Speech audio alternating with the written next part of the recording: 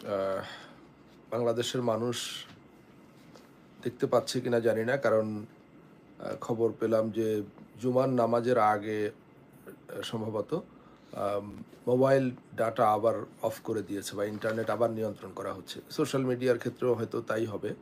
তো যাই হোক, তারপরও একটু কথা বলি। আমার এখানে নিউ ইয়র্কে এখন অনেক ভোর রাত, ভোর 5টা 5, বাংলাদেশে বেলা 3টা 5। হ্যাঁ, চলমান ছাত্র আন্দোলন, এবং এই ছাত্র আন্দোলনকে ঘিরে এটাকে এখন ছাত্র গণ অভ্যুত্থান বলা শ্রেয় আমি মনে করি।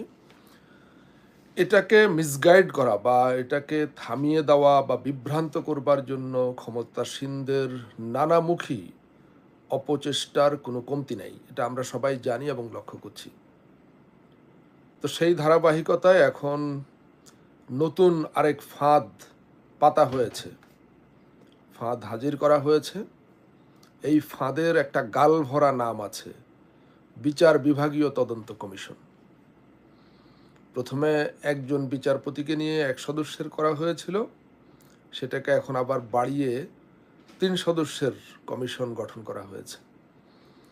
ইন্টারেস্টিং ব্যাপার হলো, এটা বিচার বিভাগীয় তদন্ত কমিশন বলা হচ্ছে, কিন্তু হ্যাঁ, সুপ্রিম কোর্টের বিচারককে নিয়ে, কিন্তু এটা গঠন করেছে সরকার, মন্ত্রী পরিষদ বিভাগ। আমি জানি না এটা মানে বিচার বিভাগীয় তদন্ত কমিশনের রীতি রেওয়াজ বা নিয়মটা কি।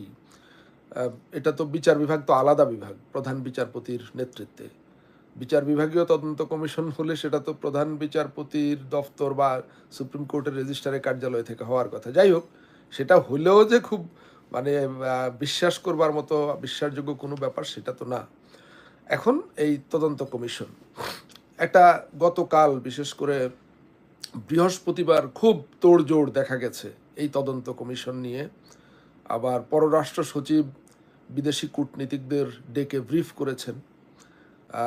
আবার সেখান থেকে বের হয়ে সাংবাদিকদেরকে উদ্দেশ্যে বলা হয়েছে যে দরকার হলে জাতিসংঘের সহায়তা নেওয়া হবে, আন্তর্জাতিক মহলকে কিভাবে সহায়তা করতে চায় সেটা জানতে চেয়েছেন তারা। এটা বিরাট মানে একটা আবহ তৈরির চেষ্টা আর কি, যে একটা তদন্ত করবে হবে। পাশাপাশি দেখলাম যে শেখ হাসিনার যে তথ্য প্রতিমন্ত্রী মোহাম্মদ আলী আরাফাত একটু সুর পাল্টেছে। সুর পাল্টে বলেছে দায়ী পুলিশদের বিরুদ্ধে ব্যবস্থা নেওয়া হবে। তারপরে আবার একটা ভিডিও ক্লিপ দেখলাম, সালমান এফ রহমান, প্রধানমন্ত্রীর উপদেষ্টা, তিনি তার নিজের টেলিভিশনে একটা ইন্টারভিউতে বলেছেন যে একটা $100 বিলিয়ন চাইতো একটা প্রাণ অনেক মূল্যবান। কথা কিন্তু 2 দিন আগেও পুরা সরকারের কারো কাছে শোনা যায় নাই। তাদের কাছে এর চাইতে অনেক বেশি মূল্যবান ছিল ওই ভাগাড়, রামপুরার ভাগাড়, যেটা এই জাতির কোনো কাজে লাগে না, টেলিভিশন ভবন। কাজে লাগা মানে কি, এই জাতির শত শত হাজার হাজার কোটি টাকা গচ্চা দেওয়া হয় অপ্রয়োজনে এই জায়গায়। এটা পুড়ে গেল না ডুবে গেল না মাটির নিচে চলে গেল, এতে বাংলাদেশের মানুষের কিছু যায় আসে? তো সেটা নিয়ে কান্নাকাটি, নটিরাও দেখলাম সেখানে গিয়ে কান্নাকাটি করছে। আর এখন সালমান হঠাৎ করে বলছেন $100 বিলিয়ন চাইতেও একটা জীবনের দাম বেশি, মানে দরবেশের কথা। যাই হোক, তো এগুলা তারা করছে, মানে একটা তোড়জোড় দেখাচ্ছে যে তারা একটা তদন্ত করতে যাচ্ছে। তো এইসব তোড়জোড়ের প্রেক্ষিতে আমার মনে একটা প্রশ্ন আসলো যে এটা কিসের তদন্ত, অভিযোগটা কি, প্রধান অভিযুক্ত কে এই ঘটনায়, যে ঘটনার তদন্ত চলছে, এবং তদন্তটা কারা করছে, কে করছে? কিন্তু এর চাইতেও বড় প্রশ্ন হলো যে যারা জীবন দিয়ে, বুকের তাজা রক্ত দিয়ে নিজেদেরকে বিপদের, ভয়াবহ বিপদের মুখে ঠেলে দিয়ে এই আন্দোলন করছে, যাদের সহপাঠীরা, সহযোদ্ধারা বর্বরচিত গণহত্যার শিকার হয়েছে, তাদের দাবিটা কি, তারা কি চায়? কোটা সংস্কার, এটা তো এখন দূর কি বাত, এটা নিয়ে আর কথা বলে কোনো লাভ নেই। সরকার যদিও এই তদন্ত নাটকের আগে ওইটা দিয়ে ধামাচাপা দেওয়ার চেষ্টা করেছে যে বিচার বিভাগ তো রায় দিয়ে দিয়েছে, কোটা হয়ে গেছে, এখন আর তো আর কোনো ইস্যু নাই। তো এখন বাস্তবতা হলো যে ইস্যু এই কোটা মানে কোনো কোটা যদি না থাকে বাংলাদেশের সরকারি চাকরির ক্ষেত্রে, তাহলে কি হবে? আওয়ামী লীগ, ছাত্রলীগ, এদের বাইরে কেউ চাকরি পাবে? বাংলাদেশে কোনো সরকারি চাকরি আওয়ামী লীগের বাইরের কেউ পায়, সেটা সিভিল সার্ভিস হোক আর যে চাকরি হোক। সুতরাং কোটাটা আসলে এখন আর কোনো ইস্যুই না। শিক্ষার্থীরা একটা অন্যায্য ব্যবস্থার বিরুদ্ধে আন্দোলন গড়ে তুলেছিল, কিন্তু ইস্যু তো এখন সরকার নিজে টেনে অন্য জায়গায় নিয়ে চলে এসছে। সরকারি চাকরি পাওয়া দূরের কথা, মানে কোটা যদি নাও থাকে, সরকারি চাকরি পাওয়া দূরের কথা, যারা এই আন্দোলন গড়ে তুলেছে, আন্দোলনের নেতৃত্ব দিয়েছে, অংশগ্রহণ করেছে, এদের জীবনে আর কোনোদিন কোনো চাকরি পাওয়া এটা মানে অকল্পনীয় ব্যাপার। বরং নিশ্চিতভাবে এদের প্রত্যেকের জীবনকে এক ভয়াবহ নরক বানিয়ে দেওয়া হবে, এটা আমরা বুঝি। সরকার অলরেডি সেভাবে সাজিয়েছে। ৩ শতাধিক মামলায় লাখ তিনেক লোককে আসামি বানানো, বাড়ি বাড়ি গিয়ে ধরে নিয়ে আসা, রাত হলেই স্ট্রিট লাইট অফ করে দিয়ে ব্লক রেড দেওয়া, এগুলো আমরা দেখি, এবং সরকারের সামগ্রিক মারমুখী আচরণ। সুতরাং এরা কোটা সংস্কার, চাকরি, এগুলো এখন আর কোনোভাবেই মূল বিষয় নেই। আমি গত ২৪ ঘন্টায় কয়েকজন শিক্ষার্থীর সঙ্গে কথা বলেছি, যারা ঢাকা কিংবা ঢাকার বাইরে এই আন্দোলনের সঙ্গে আছে, নেতৃত্বে না, নানাভাবে আছে। তো আমি তাদের সঙ্গে কথা বলে তাদের পালসটা বুঝবার চেষ্টা করেছি। তারা আমাকে মানে বলেছে, মোটামুটি সবার কথার টোনটা এরকম, যে আমাদের যে সহপাঠীরা এই নৃশংস হত্যাকাণ্ডের শিকার হয়েছে, তাদেরকে তো আমরা ফিরে পাবো না, কিন্তু এতগুলো জীবন তো বৃথা যেতে পারে না, এতগুলো মানুষের জীবন বৃথা যেতে পারে না।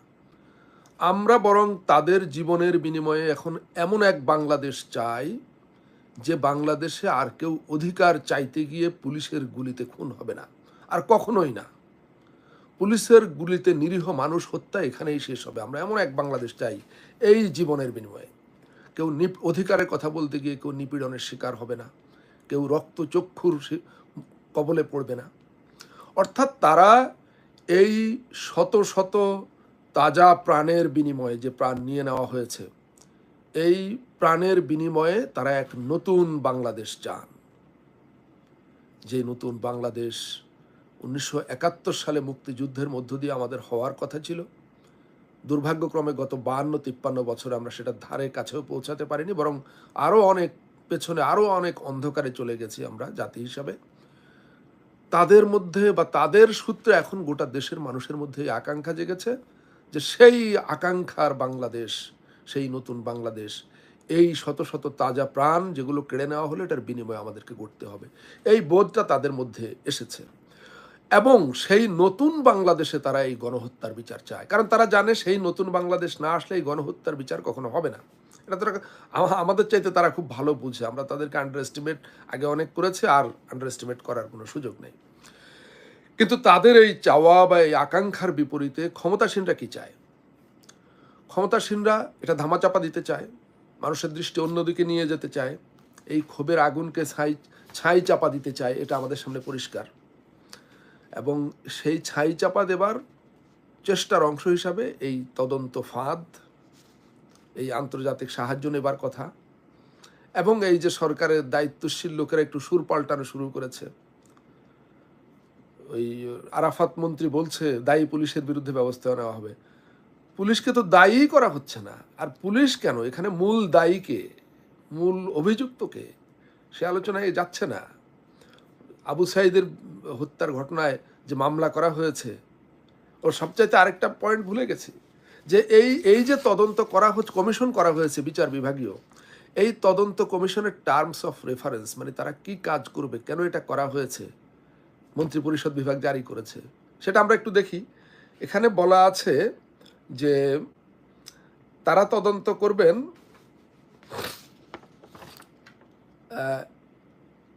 তারা তদন্ত, মানে এখানে হত্যা কথাটা বলাই নাই, তারা বলছেন যে এইটা হচ্ছে মৃত্যু, 1 নম্বর হচ্ছে মৃত্যু।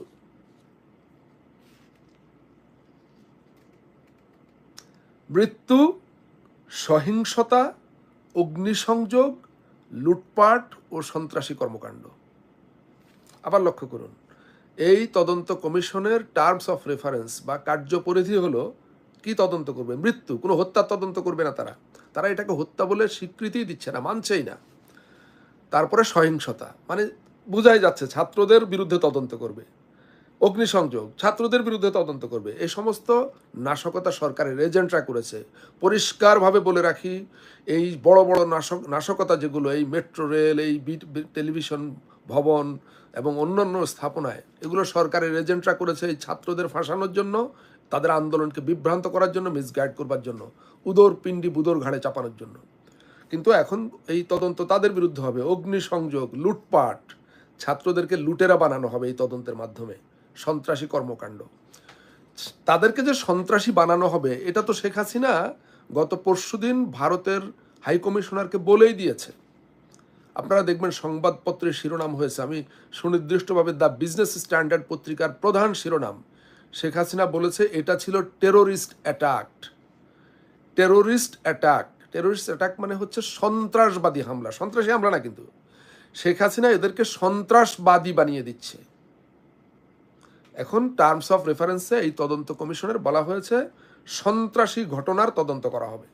হ্যাঁ, মানে সহিংসতা, অগ্নিসংযোগ, লুটপাট, সন্ত্রাসী কর্মকাণ্ড। সুতরাং এই তদন্তের আসল উদ্দেশ্য এটা বোঝাই যায়। যাই হোক, যেটা বলছিলাম যে তর্কের খাতিরে ধরে নিলাম যে একটা ভালো তদন্ত তারা করে ফেললো, যেটার 0% কোনো সম্ভাবনা নাই। কিন্তু তারপরে তর্কের খাতিরে আবারও বলছি যে এই কমিশন দেশি বিদেশি জাতিসংঘের সহায়তা সবাইকে নিয়ে একটা সত্যি সত্যি একটা ভালো তদন্ত করে ফেললো তারা। তারপরে কি হবে? এই শিক্ষার্থীদের, দেশের মানুষের, তাদের চাওয়া কি? একটা তদন্ত, ভালো তদন্ত, এটাই কি চাওয়া? না, চাওয়া হচ্ছে বিচার। বিচারের জন্য একটা সঠিক তদন্ত লাগবে। বিচার প্রক্রিয়ার প্রথম ধাপ হলো একটা সঠিক তদন্ত। তো এই তদন্ত ঠিকঠাকভাবে যদি হয়েও যায়, বিচার হবে। কে বিচার করবে? কার বিচার করবে? মূল অভিযুক্ত কে এই গণহত্যার জন্য? সুতরাং এই তদন্ত হলো কি হলো না, যেখানে বিচার পাওয়ার সম্ভাবনা 0, সঠিক তদন্ত হলেও এই তদন্ত এটা একটা ফাঁদ, এটা দিয়ে কিচ্ছু যাবে আসবে না। যারা খুন হয়েছে, গণহত্যা শিকার হয়েছে, তাদের পরিবার বিচার পাবে না, তাদের সহপাঠীরা, সহযোদ্ধারা বিচার পাবে না। সুতরাং কোন বিচারালয় বিচার করবে? কার প্রতি এই দেশের মানুষ, কোন বিচারালয়ের প্রতি এই দেশের মানুষের ন্যূনতম বিশ্বাস বা আস্থা আছে? এবং সবচেয়ে আবার ঘুরে ফিরে একই কথা বলি, মূল অভিযুক্তকে, তাকে অভিযুক্ত করা, তার বিচার করার ক্ষমতা বর্তমান রাষ্ট্র ব্যবস্থায়, রাষ্ট্র কাঠামোয় আছে কোনো কেউ? ন্যূনতম 1% কোনো সম্ভাবনা আছে? এটা মাথায় রাখতে হবে। আমি আমাদের আজকে, আপনাদের গতকালকে খুলনা বিশ্ববিদ্যালয়ের একজন শিক্ষক অনির্বাণ মুস্তফা, তার একটা বক্তব্যের ভিডিও দেখছিলাম। ছাত্রদের বা শিক্ষকদের একটা সমাবেশে তিনি বক্তৃতা করছিলেন। তো তিনি বলেছিলেন, রাষ্ট্র যখন গুলি করে সেই খুনের বিচার পাওয়া যায় না। এটা সত্য, আংশিক সত্য, পুরো সত্য না। পুরো সত্য হলো রাষ্ট্রীয় খুনেরও বিচার হয়, বিচার পাওয়া যায়। সেজন্য রাষ্ট্র ব্যবস্থা পাল্টাতে হয়, রাষ্ট্র ক্ষমতার পট পরিবর্তন ঘটাতে হয়। আবার বলি, রাষ্ট্রীয় খুন, যেটা রাষ্ট্রীয় বাহিনীকে ব্যবহার করে হত্যা করা হয়, সেই হত্যার বিচার হয় না যদি রাষ্ট্র ব্যবস্থার পরিবর্তন না হয়, রাষ্ট্রের ক্ষমতার পট পরিবর্তন না হয়। সেই হত্যার বিচার পেতে হলে রাষ্ট্র ব্যবস্থার পরিবর্তন ঘটাতে হয়, রাষ্ট্র ক্ষমতার পট পরিবর্তন ঘটাতে হয়। এটা ইউনিভার্সাল ট্রুথ। মানে আমি বলছি, এটাই সত্য। যে খুন করে সে কখনো নিজের বিচার করে না, খুনি কখনো নিজের বিচার করে না। তো এই বিচার পেতে হলে এই পথে হাঁটতে হবে। প্রিয় শিক্ষার্থী, তোমাদের উদ্দেশ্যে বলি, তোমরা যদি তোমাদের সহপাঠীদের, সহযোদ্ধাদের এই নৃশংসতম বর্বরচিত গণহত্যার বিচার চাও, তাদের এই রক্তের সঙ্গে যদি বেইমানি করতে না চাও, তোমরা যদি নিশ্চিত আত্মহত্যা করতে না চাও, আত্মহত্যা আমি এই সেন্সে বলছি, তোমাদের সামনে কি ভবিষ্যৎ যদি সব কিছু এভাবে বহাল থাকে, এটা তোমরা ধরে নিতে পারো, বুঝে নিতে পারো, এটাকে আমি আত্মহত্যার সঙ্গে তুলনা করছি। যদি তোমরা সে আত্মহত্যা না করতে চাও, যদি তোমরা সরকারের পাতা এই ফাঁদে পা না দিতে চাও, তাহলে তোমাদের সামনে একটাই পথ। মনে রেখো যে কোনো কারণে তোমরা যদি এই লড়াইয়ে হেরে যাও, কোনো কারণে তোমরা যদি এই লড়াই থেকে ক্ষান্ত দাও, তাহলে শুধু শত শত আত্মত্যাগ বিফলে যাবে এটাই না, বরং তোমাদের এই দেশ, আমাদের এই জন্মভূমি, প্রিয় জন্মভূমি, এটা স্থায়ীভাবে এক গভীর অমানিসার অন্ধকারে তলিয়ে যাবে, এক গভীর অন্ধকারে হারিয়ে যাবে। এবং তোমরা তোমাদের পরবর্তী প্রজন্মের পর প্রজন্ম এক অবরুদ্ধ জনপদে বসবাস করবে। আজকে এটা তোমরাও বুঝতে পারছো, সবাই বুঝতে পারছে যে দেশের কোটি কোটি মানুষ তোমাদের দিকে তাকিয়ে আছে। অসহায় মানুষ, বছরের পর বছর ধরে অসহায়, তারা তোমাদের দিকে তাকিয়ে আছে। হায়নাদের সারি সারি বন্দুক তোমাদের দিকে তাক করা আছে। এক কঠিন পরিস্থিতি, এই কঠিন এবং ভয়ঙ্কর পরিস্থিতিতে তোমাদের সামনেও এক কঠিন সিদ্ধান্ত নেওয়ার পালা। তোমরা লক্ষ্য স্থির করে ফেলো এবং দ্রুততম সময়ে, দেরি করা যাবে না, ঠিক করে ফেলতে হবে তোমাদের কোর্স অফ অ্যাকশন। এটা দ্বিতীয় মুক্তিযুদ্ধ এবং এটাই আমি মনে করি শেষ মুক্তিযুদ্ধ। জেনে রাখো যে তোমরা এক কঠিন পরিস্থিতিতে আছো। তোমাদেরকে আমি শুধু এটুকু বলতে পারি, মানুষরূপী অল্প কিছু অমানুষ ছাড়া গোটা দেশ তোমাদের সঙ্গে, গোটা দেশের মানুষ তোমাদের দিকে তাকিয়ে আছে। আল্লাহ ভরসা।